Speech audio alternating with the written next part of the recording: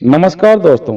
प्रत्येक मनुष्य को अपने कर्मों का फल अवश्य ही भोगना पड़ता है और अपने जीवन में जो जैसे कर्म करता है उसे मृत्यु के बाद उन्हीं कर्मों के अनुसार जन्म मिलता है। किसी को कुत्ते का जन्म मिलता है तो किसी को भेड़ बकरी आदि का जन्म मिलता है। हिंदू धार्मिक ग्रंथों के अनुसार इस मृत्युलोक में रहने वाले सभी मनुष्यों को मृत्यु के बाद अलग अलग योनियों में जन्म मिलता है और उन्हें अपने पापों का फल भोगना पड़ता है। कुछ धार्मिक ग्रंथों में यह भी कहा गया है कि जो मनुष्य अपने जीवन में बहुत अधिक पाप करते हैं उन्हें एक ऐसी योनि में जन्म मिलता है जिसमें वे अपना दर्द किसी दूसरे से नहीं बता सकते और ना ही किसी के साथ अपना दुख दर्द बांट सकते हैं। दोस्तों, आज के इस वीडियो में हम आपको बताएंगे कि वे कौन से ऐसे कार्य है जो मनुष्य को अपने जीवन में नहीं करने चाहिए, नहीं तो उसे कुत्ते का जन्म ही मिलता है और पूरा जीवन भूखा प्यासा इधर उधर भटकना पड़ता है। और भगवान श्री शिव ने इसके बारे में बताया कि मनुष्यों के वह कौन से पाप है जिसके कारण प्रत्येक मनुष्य को अपने जन्म में कुत्ते का जन्म मिलता है और क्यों मिलता है। तो दोस्तों, आइए जानते हैं एक ज्ञानवर्धक और प्राचीन मोटिवेशनल कथा के माध्यम से। मित्रों, एक समय की बात है जब देवी माता पार्वती भगवान श्री भोलेनाथ से मिलने के लिए आती है और भगवान श्री भोलेनाथ से कहती है, हे स्वामी, जब मैं आज आपसे मिलने के लिए आ रही थी तो मैंने देखा कि एक कुत्ता भोजन की तलाश में इधर उधर भटक रहा था और वहीं पर एक मनुष्य भोजन कर रहा था। तभी वह कुत्ता उसके पास जाकर बैठ गया और कुत्ता सोच रहा था कि अभी ये मुझे भी रोटी खिलाएगा, परंतु उस मनुष्य ने अकेले ही भोजन कर लिया और उस कुत्ते को रोटी का एक टुकड़ा भी नहीं दिया। फिर कुत्ता भूखे पेट ही वहां से चला गया। और हे प्रभु, इस दृश्य को देखकर मेरे मन में दो प्रश्न उठ रहे हैं और मैं चाहती हूँ कि आप मेरे दोनों प्रश्नों के उत्तर देकर मेरी जिज्ञासा को शांत करें। तो भगवान शिव मुस्कुराते हुए बोले, हे देवी, तुम्हारे मन में जो भी प्रश्न है मुझे निश्चिंत होकर बताओ, मैं तुम्हारे प्रश्नों के उत्तर अवश्य दूंगा।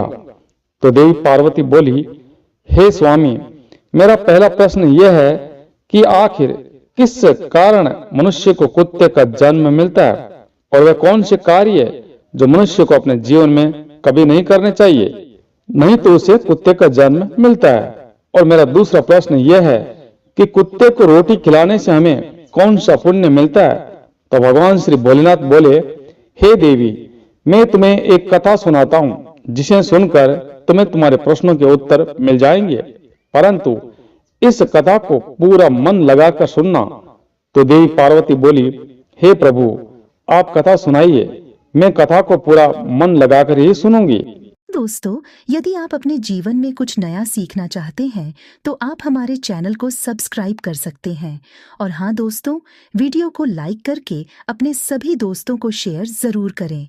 आपके एक लाइक से हम मोटिवेट होते हैं और आपके लिए एक से बढ़कर एक प्रेरणादायक और ज्ञानवर्धक वीडियो लेकर आते हैं। धन्यवाद। तब कथा सुनाते हुए भगवान शिव ने कहा, हे देवी, एक समय की बात है जब भगवान श्री राम सभा लगाकर अपनी सभा में बैठे हुए थे। तभी उन्हें एक कुत्ते के रोने की आवाज सुनाई देती है। तो वह सभा में मौजूद द्वारपाल से उस कुत्ते को वहां से भगाने के लिए कहते हैं। तो द्वारपाल कुत्ते के पास जाता है और उसे वहां से भगा देता है। और फिर अगले ही दिन भगवान श्री राम फिर से सभा में बैठे होते हैं। तभी वह कुत्ता फिर से वहीं पर आकर बैठ जाता है और जैसे ही भगवान श्री राम सभा में कुछ कहना प्रारंभ करते हैं, फिर से वह कुत्ता जोर जोर से चिल्लाने लगता है, रोने लगता है। और इस बार भी द्वारपाल कुत्ते के पास जाता है और उसे वहां से भगा देता है। फिर तीसरे दिन जब प्रभु श्री राम सभा में बैठे थे तो फिर से वह कुत्ता आया और भगवान राम बोलने वाले थे कि अचानक वह कुत्ता जोर जोर से चिल्लाने लगा, भौंकने लगा। भगवान श्री राम ने मन में सोचा, ये कुत्ता मेरे दरबार में रोज रोज आकर क्यों रोने लगता है, जबकि इसे तो कोई मारता भी नहीं, फिर ये रोज मेरे ही दरबार में आकर क्यों रोता है। फिर इतना सोचकर भगवान श्री राम ने द्वारपाल से कहा, उस कुत्ते को मेरे दरबार में लेकर आओ। तो द्वारपाल उस कुत्ते के पास जाता है और कहता है, हे श्वान, तुम रोज रोज दरबार में ऐसी हरकत क्यों करते हो? चलो, प्रभु श्री राम ने तुम्हें अपने दरबार में बुलाया है। तो कुत्ता बोला, हे दरबारी, मैं एक कुत्ता हूं और कुत्तों का मंदिर, राजभवन तथा रसोई घर और गौशाला जैसे पवित्र स्थान पर जाना सख्त मना है। मुझे अपवित्र माना जाता है, इसलिए मैं प्रभु श्री राम के दरबार में नहीं जा सकता। तुम प्रभु श्री राम के पास जाकर कह दो, यदि उन्हें मुझसे मिलना है तो वह यहाँ पर आ जाए, किंतु मैं वहां पर नहीं जा सकता। तो भगवान शिव बोले, हे देवी, कुत्ते की यह बात सुनकर द्वारपाल प्रभु श्री राम के पास जाता है और कुत्ते द्वारा कही गई सारी बातें भगवान राम को बताता है। फिर भगवान श्री राम कुत्ते के पास जाते हैं और कहते हैं, हे श्वान, तुम रोज मेरे दरबार में आकर क्यों रोते हो? क्या मेरे द्वारपाल ने आपको मारा है या फिर मुझसे कोई गलती हो गई है? तो कुत्ता बोला, नहीं प्रभु, ना ही आपसे कोई गलती हुई है और ना ही आपके द्वारपाल ने मुझे मारा है। तो भगवान राम ने कहा, फिर रोज तुम मेरे दरबार में आकर क्यों रोते हो? तो कुत्ता रोने लगा और रोते रोते भगवान राम से कहता है, हे प्रभु, एक साधु ने मुझे पत्थर से मारा है, इसके कारण मेरा एक पैर भी टूट गया है और अब मुझसे सही से चला भी नहीं जाता और मुझे बहुत पीड़ा हो रही है। इसलिए हे प्रभु, आपके दरबार में आकर रोता हूं। प्रभु, मैंने सुना है कि आप सबके साथ सही और उचित न्याय करते हैं, तो प्रभु मेरा भी न्याय कीजिए और उस सन्यासी को सजा दीजिए। तो उस कुत्ते की ये बात सुनकर प्रभु श्री राम बहुत अधिक दुखी हुए और अपने सैनिकों से कहा, उस सन्यासी को मेरे दरबार में लेकर आओ, मैं उसे अवश्य ही सजा दूंगा। फिर सैनिक जाते हैं, उस सन्यासी को प्रभु श्री राम के दरबार में लेकर आते हैं। फिर प्रभु श्री राम उस सन्यासी से कहते हैं, हे महात्मा, क्या ये जो कुत्ता बोल रहा है वह सत्य है? आपने इस कुत्ते को पत्थर से मारा है, जिससे इसके पैर में बहुत अधिक चोट आई है और अभी देखो, इस कुत्ते को बहुत अधिक पीड़ा हो रही है और ये ठीक से चल भी नहीं पा रहा है। इसने ऐसा क्या अपराध किया था जो आपने इसे इतनी बड़ी सजा दी है कि आपने इसका पैर ही तोड़ दिया? तो वह सन्यासी बोला, हे प्रभु, मैं अपनी झोली लेकर भिक्षा मांगने के लिए रास्ते से जा रहा था, तभी ये कुत्ता मेरे पास आया और अपनी पूंछ हिलाने लगा और जब मैंने इसे खाने के लिए कुछ भी नहीं दिया तो उसने मेरी भिक्षा का अन्न छू लिया, जिसके कारण मैंने क्रोध में आकर एक पत्थर उठाया और इसको मार दिया और पत्थर बहुत अधिक बड़ा होने के कारण इसका पैर टूट गया। तो भगवान शिव बोले, हे देवी, सन्यासी की ये बात सुनकर प्रभु श्री राम सन्यासी पर बहुत अधिक क्रोधित हुए और उन्होंने सन्यासी से कहा, हे संत महात्मा, ये कुत्ता एक अज्ञानी जीव है, उसने अपना पेट भरने के लिए ऐसा किया था। इसे इतना ज्ञान नहीं है कि किसी का अन्न नहीं छूना चाहिए, इसलिए इस कुत्ते ने ऐसा किया। परंतु आप तो एक सन्यासी है, आपके अंदर तो ज्ञान है कि किसी भी जीव को इस तरह से नहीं मारना चाहिए, फिर भी आपने इस जीव को इतना मारा।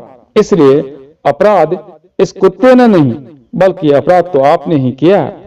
आप इतने बड़े ज्ञानी होते हुए भी आपने इतना बड़ा पाप किया है, एक बेसहारा और बेजुबान जानवर को बेरहमी से मारा है, इसलिए अपराधी आपको ही माना जाएगा। फिर प्रभु श्री राम ने उस कुत्ते से कहा, हे श्वान, ये सन्यासी तुम्हारा अपराधी है और अब तुम ही बताओ इस सन्यासी को क्या सजा दी जाए। तो कुत्ते ने कहा, हे प्रभु, इस सन्यासी को किसी नगर का राजा बना दीजिए। तो प्रभु श्री राम ने कहा, ठीक है, इसे एक नगर का राजा बना दिया जाएगा। और फिर उस सन्यासी को सुंदर वस्त्र पहनाकर एक घोड़े पर बिठा दिया और उस सन्यासी को एक महल में ले गए और वहां के एक विशाल नगर का राजा बना दिया गया। फिर जब वह सन्यासी राजा बन गया तो बहुत अधिक खुश था और मन में सोचने लगा कि वह कुत्ता सच में बिल्कुल पागल ही था। मैंने उसका पैर तोड़ दिया और उसने मुझे सजा देने के बदले इस नगर का राजा बना दिया। लेकिन ये बात किसी को भी समझ में नहीं आ रही थी कि आखिर उस कुत्ते ने सन्यासी को सजा देने के बजाय उसे नगर का राजा क्यों बना दिया।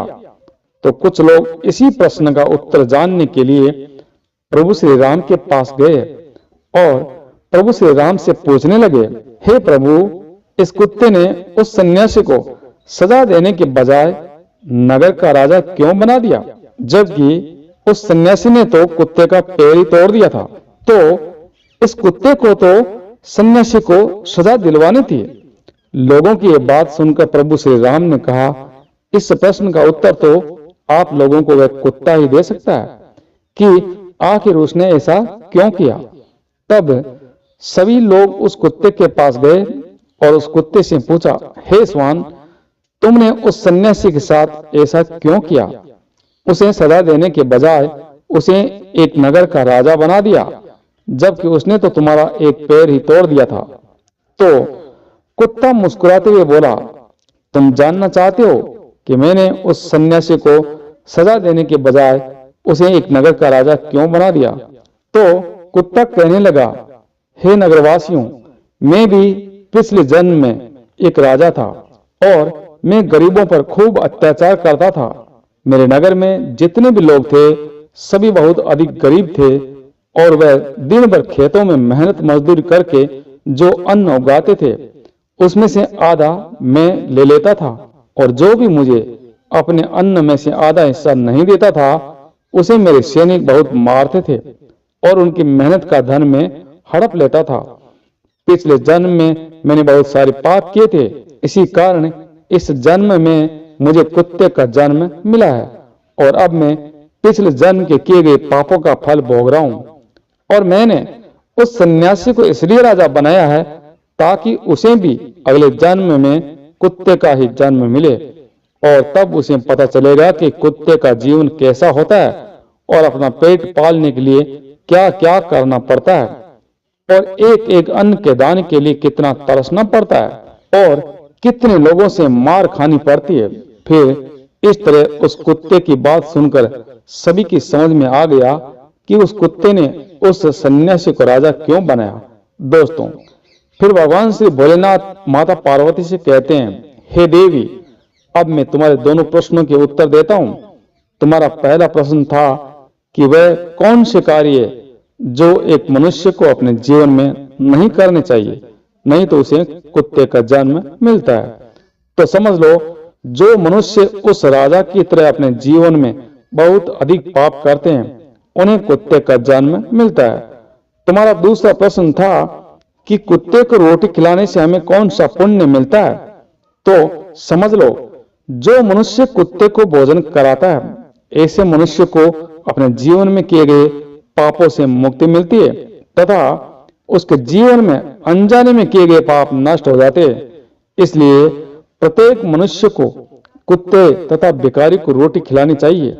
फिर देवी पार्वती कहती है, हे प्रभु, कुछ मनुष्य ऐसे भी होते हैं जो द्वार पर आए कुत्ते को मारकर भगा देते हैं और कभी भी कुत्ते तथा गाय को रोटी नहीं खिलाते हैं, परंतु वे लोग पूजा पाठ बहुत अधिक करते हैं। तो क्या प्रभु ऐसे लोगों की पूजा ईश्वर स्वीकार करते हैं? तो भगवान शिव भोलेनाथ मुस्कुराते हुए बोले कि हे देवी, ये वही लोग हैं जो गंगा जी में अपने पाप धुलाने के लिए जाते हैं और वहां से आते ही फिर से पाप करना शुरू कर देते हैं। तो देवी पार्वती कहती है, हे प्रभु, क्या गंगा में स्नान करने से पाप नहीं धुलते हैं? तब भगवान शिव कहते हैं, हे देवी, गंगा जी में उन्हीं के पाप धुलते हैं जो अनजाने में हो जाते हैं। जानबूझकर किए गए पाप गंगा जी में नहीं धुलते हैं और गंगा जी में स्नान करने से वही मनुष्य पवित्र होता है जिसका मन साफ हो और मन में कोई छल कपट ना हो तथा मन में गंदे विचार ना हो और गंगा जी में छल कपट करने वाले और दूसरों की बहन बेटियों पर बुरी नजर रखने वाले लोगों का कुछ नहीं होता है और अंत में ऐसे लोगों का सर्वनाश ही होता है। अतः हे देवी, प्रत्येक मनुष्य को अपने कर्मों का फल अवश्य ही भोगना पड़ता है। दोस्तों, आपको ये कहानी कैसी लगी हमें कमेंट करके जरूर बताइएगा और इस वीडियो को सबके साथ शेयर जरूर करें। आपका बहुत बहुत धन्यवाद।